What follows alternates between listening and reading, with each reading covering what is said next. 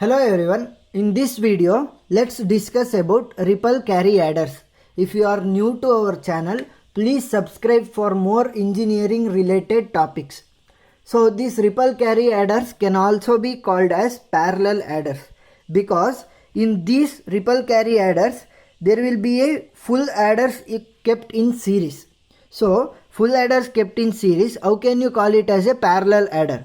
Because the inputs are given in parallel to the full adders. Because of that we will be calling this as a ripple carry adder circuit.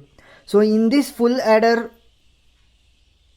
which are being in series, the output of one will act as an input to other. That is the carry output. The carry output of one full adder will act as a carry input to the another full adder.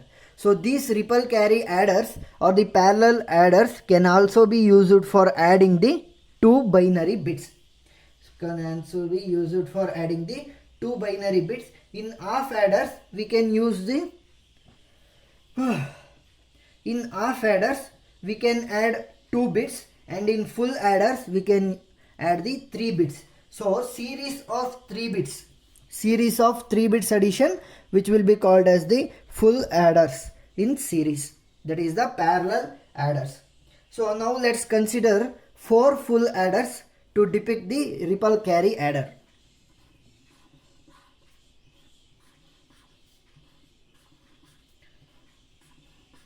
So I will call it as full adder number 1, full adder number 2, full adder number 3, full adder number 4. So if we consider these 4 full adders, so what are my inputs? So my first input will be A0, next is B0.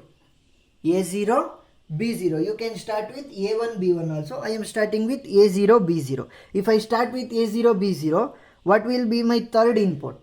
That is the carry input.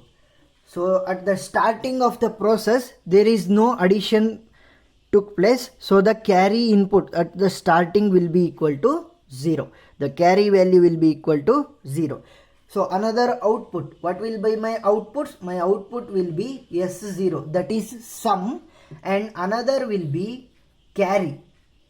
So carry output. So therefore this carry, I said earlier that the carry will act as an input to the next full adder. So the carry of this full adder is acting as an input to the next full adder. So what will be the another 2 inputs of the full adders? That is A1, B1, and this C0 will act as an input. Therefore the sum will be S1 and C1. That is the carry output will act as an input to the next full adder. Now A2, B2, we have another C1. So 3 inputs are over. Outputs are sum S2 and carry C2. So this will act as an input to this one. So A3, B3, sum will be S3 and output is C3. Like this only the process will be continuing. So we know the value of Cin is equal to 0. If we consider an example, for example let us consider 1101 and 1110. Now let's add these bits. So how can we add? 1 plus 0 is 1 only. So the sum of the first is, if I consider this whole as A, this whole as B, A0, A1, A2, A3, B0, B1, B2, B3. At starting what are my inputs? A0 and B0. Cin value is already equal to 0. Therefore 1 plus 0 is 1. So therefore my sum value is equal to 1, and since sum is directly equal to 1, 1 plus 0, there is no need of taking the carry. So therefore my carry value is equal to 0. So this carry value which is C0 is equal to 0 will act as an input to the full adder 2. So therefore what will be my inputs? C0 0 and A1 B1. 0 plus 1. So carry is also 0. 0 plus 0 is 0. 0 plus 1 is 1. Therefore sum is equal to 1, carry is equal to 0. There is no need of carry. Next, 1 plus 1. So A2 value is 1, B2 value is 1 and C1 value is equal to 0. So therefore 0 plus 1 is 1, 1 plus 1 is 2. So you cannot represent 2 directly. So you must represent it using a binary bits. How can you represent 2? So 2 power 0, 2 power 1, 2 power 2, 2 power 3. What are their values? 2 power 0 is 1, 2 power 1 is 2, 2 power 2 is 4, 2 power 3 is 8. So what we need? 1 plus 1 is 2. So we must depict 2 using the binary bits. So here is 2 and we must consider the right hand side of full right hand side values of the 2. So I must consider 1 also. If I consider 1, it will be 2 plus 1, 3. I don't need 3, I just need 2. So what I will do? I need 2, so I put 1. I don't need 1, so I put 0. So we are taking only the value of 2. So what will happen? This 0 will go to the sum place and 1 will act as an carry.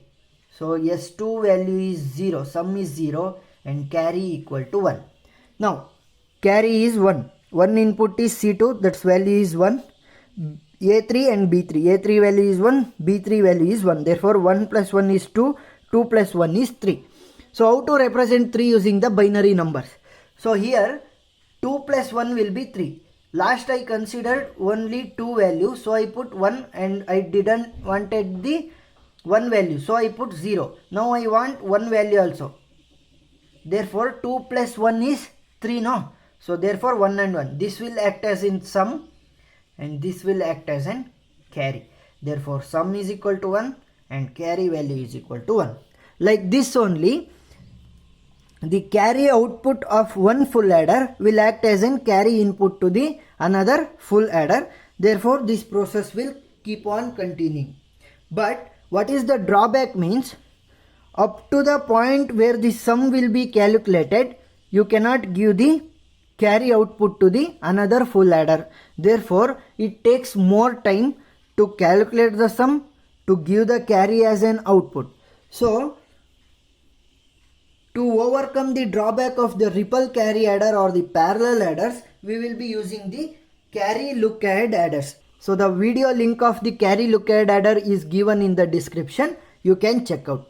Hope you understood the concept of the ripple carry adder. If you like the video, please subscribe for more engineering related topics and support us. Thank you.